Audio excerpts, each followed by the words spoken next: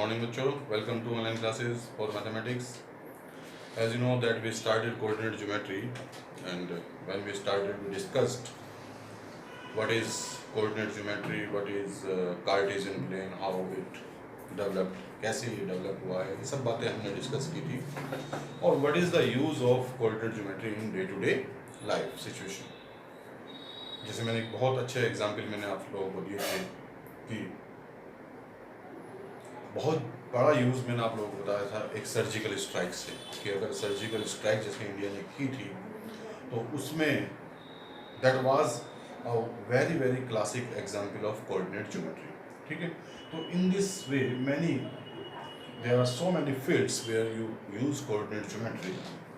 सो coordinate geometry में उसका use करने के लिए जो सबसे पहली बात हमने सीखी वो है distance formula. That is 9th class में भी हमने सीखा था, लेकिन मैं 10th की बात कर रहा हूँ. 10th में जो हमने सीखा है वो है डिस्टेंस फॉर्मूला.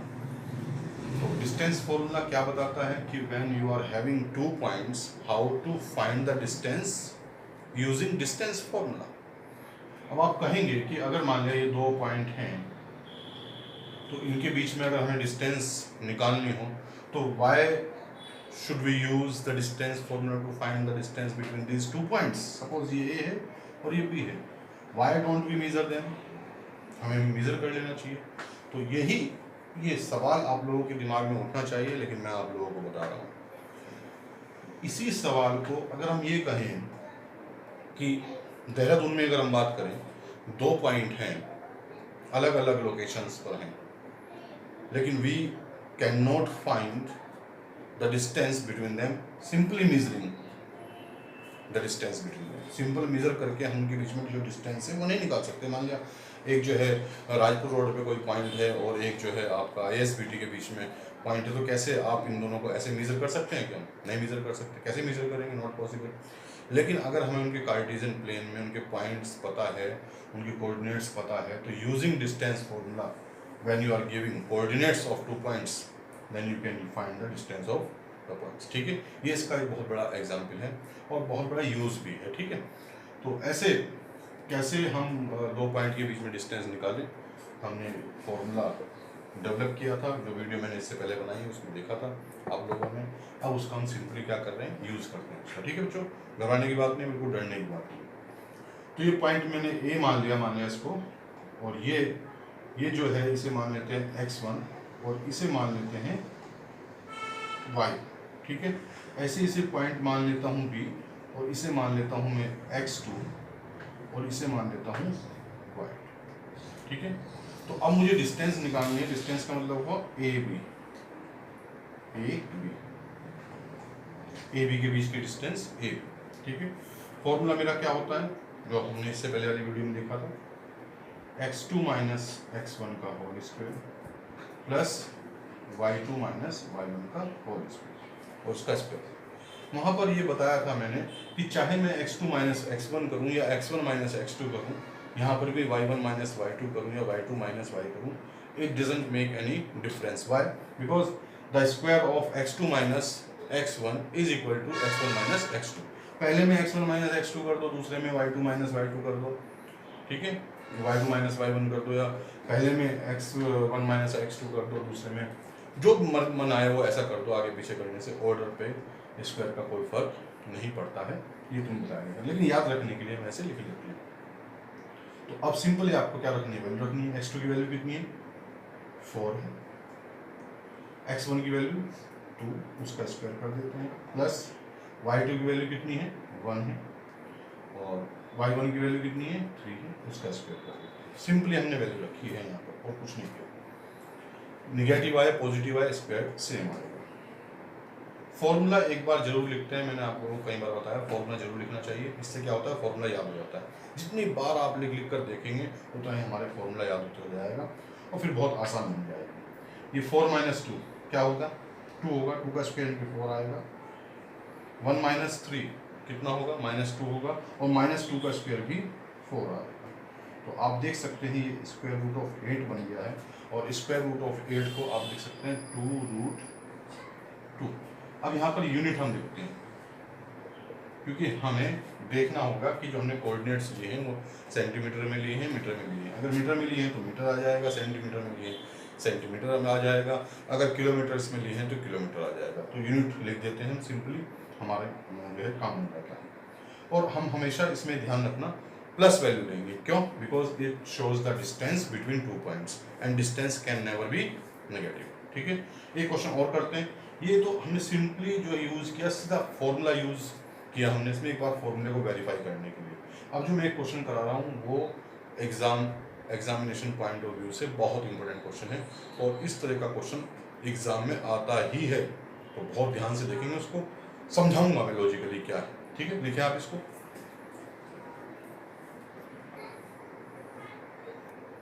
तो बच्चों अब हम नेक्स्ट क्वेश्चन देखते हैं, क्वेश्चन नंबर जो 3 है इसी एक्सरसाइज का, सेंट का।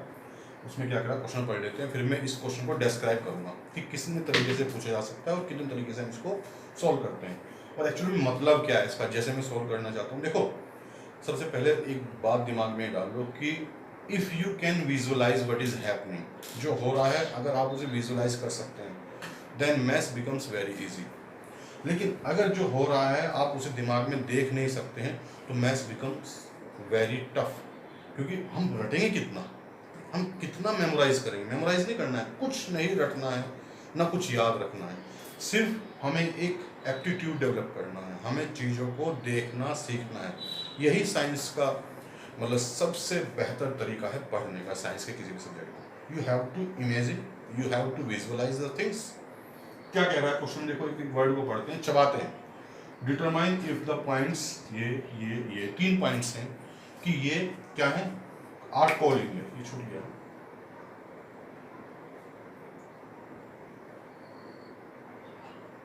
आर कोलिनियर,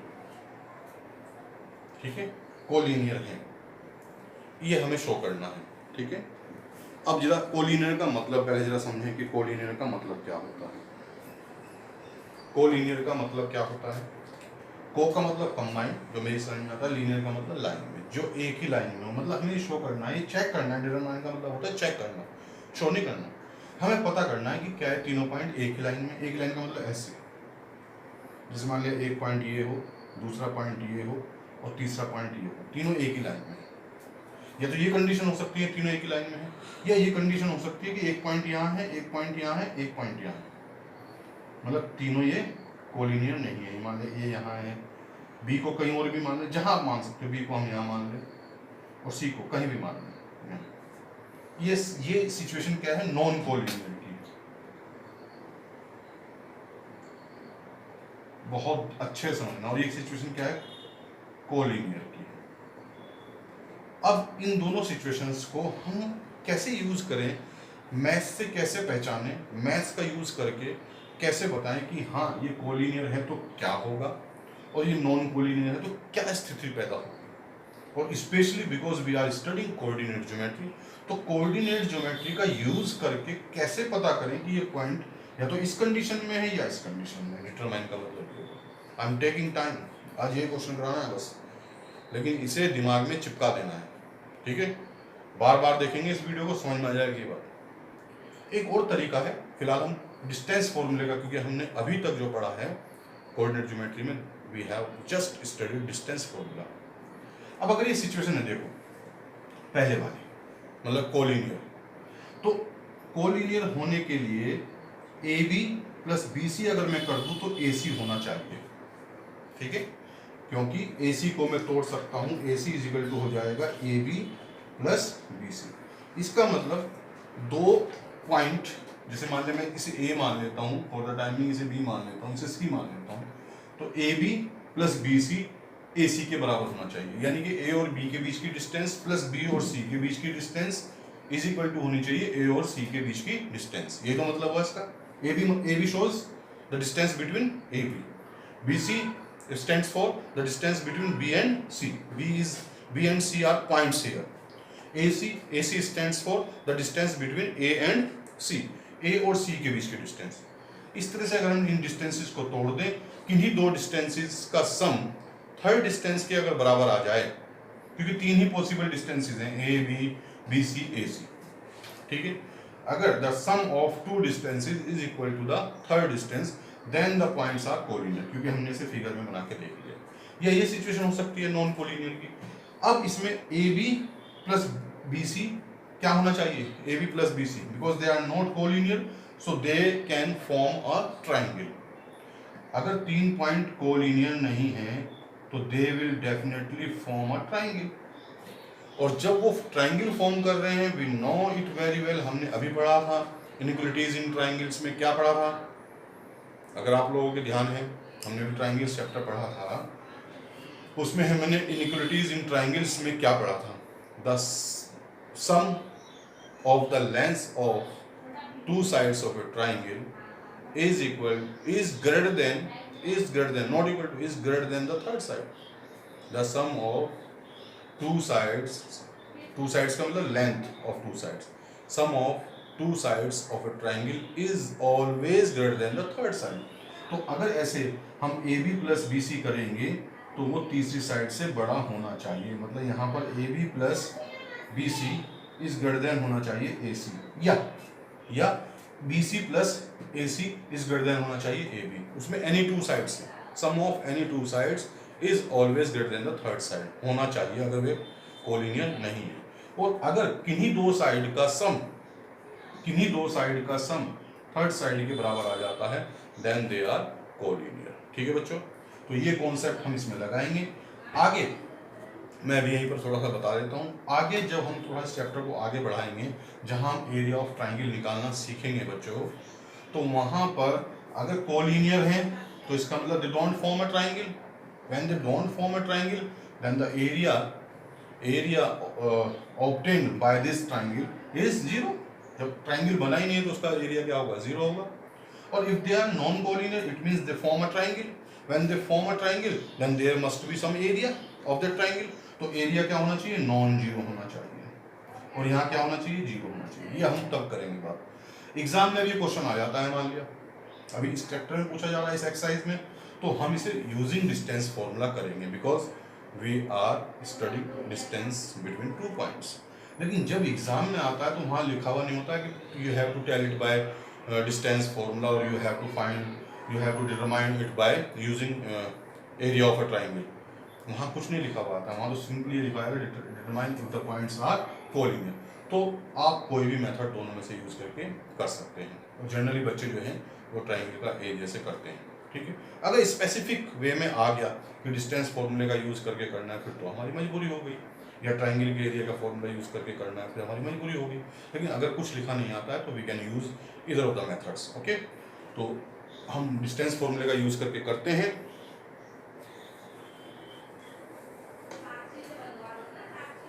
ठीक है बच्चों, तो जैसे मैंने उन्हें 3 पॉइंट्स नाम दे दिए हैं, तो ए बी निकालता हूँ मैं। आप लोगों के मुझे लगता है समझ में आ गया होगा, एक क्वेश्चन ही आना है, वेरी इंपॉर्टेंट। तो ए बी में निकालता हूँ, कैसे भी निकाल सकते हो। एक्स जो भी एक्स वैल्यूज हैं, एक्स की वैल्यूज 2 पॉइंट में माइनस करना है, स्क्वायर करना है।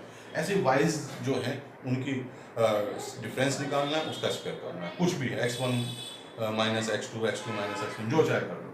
तो 2 माइनस 1 होना है स्क्वायर, प्लस 5 माइनस 3 होना है स्क्वायर। ठीक है, 2 माइनस 1 दैट इज 1, 5 माइनस 3 2 आएगा, 2 का स्क्वायर 4 हो जाएगा, तो स्क्वायर रूट ऑफ 5 आ जाएगा। ऐसे सिंपली मैं करता हूँ, BC निकालता हूँ। तो BC निकालने के लिए कुछ भी जो आप कर सकते हैं, 2 माइनस माइनस 2 यानी कि 2 प्लस 2 हो जाएगा square, plus 3 minus minus 11 minus minus plus हो जाएगा। डायरेक्ट कर रहा हूँ, थोड़ा आप लोगों को भी करना आना चाहिए, सीखना चाहिए, तभी स्पीड बढ़ती है कैलकुलेशन की। अगर कैलकुलेशन में ही हम उलझ के रह गए तो क्वेश्चन हम कैसे कर पाएंगे टाइम में। फिर बच्चे कहते हैं कि पेपर बड़ा था, पेपर बड़ा नहीं होता, कुछ चीज़ें हमें डायरेक्ट करनी आनी चाहिए। ठीक है, वो प्रैक्टिस से आती है। 2 प्लस 2 4 का स्क्वायर 16, 11 प्लस 3 14 का स्क्वायर 196, और ये आ जाएगा 212। अब AC हमारे पास बचा। तीसरा केस क्या है, AC का। 3 ही पॉसिबिलिटीज डिस्टेंस की 3 ही पॉसिबिलिटीज है, AB BC और AC। अब 1 minus 2 that is 1 minus minus plus हो जाएगा 2 का स्क्वायर। 5 माइनस माइनस 11 यानी कि 5 प्लस 11 माइनस माइनस प्लस हो जाता है, तो 3 का स्क्वायर 9 हो जाएगा। 11 5 16 16 का स्क्वायर 256 हो जाएगा। तो ये आ जाएगा कितना हमारे पास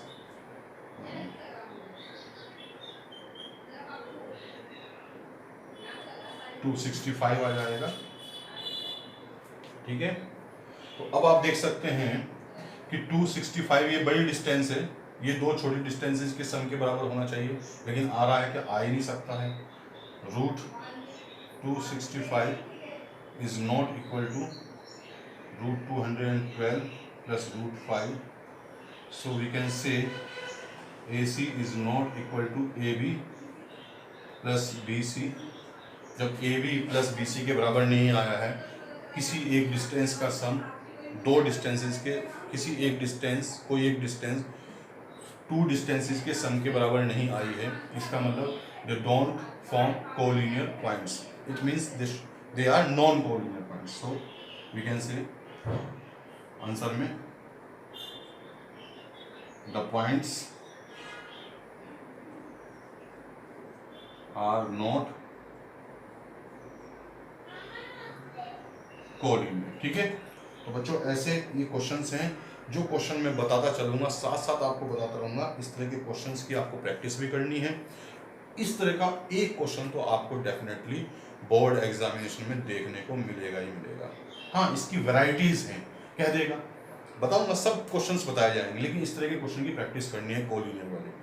उसमें क्या कर देता है कि ये कोलिनियर है, तो उसमें के की वैल्यू पूछ लेगा या कुछ और पूछ लेगा। सभी तरह के क्वेश्चंस डिस्कस किए जाएंगे, लेकिन इस टाइप का टाइप यही रहेगी, वैरायटीज उसमें बदल जाएंगी अलग अलग तरह से। ठीक है, सारे क्वेश्चंस डिस्कस किए जाएंगे उस तरह के।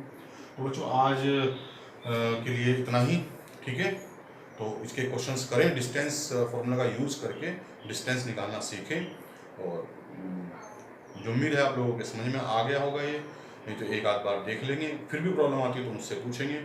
सो बच्चों that's all for today, have a nice day, thank you, bye bye.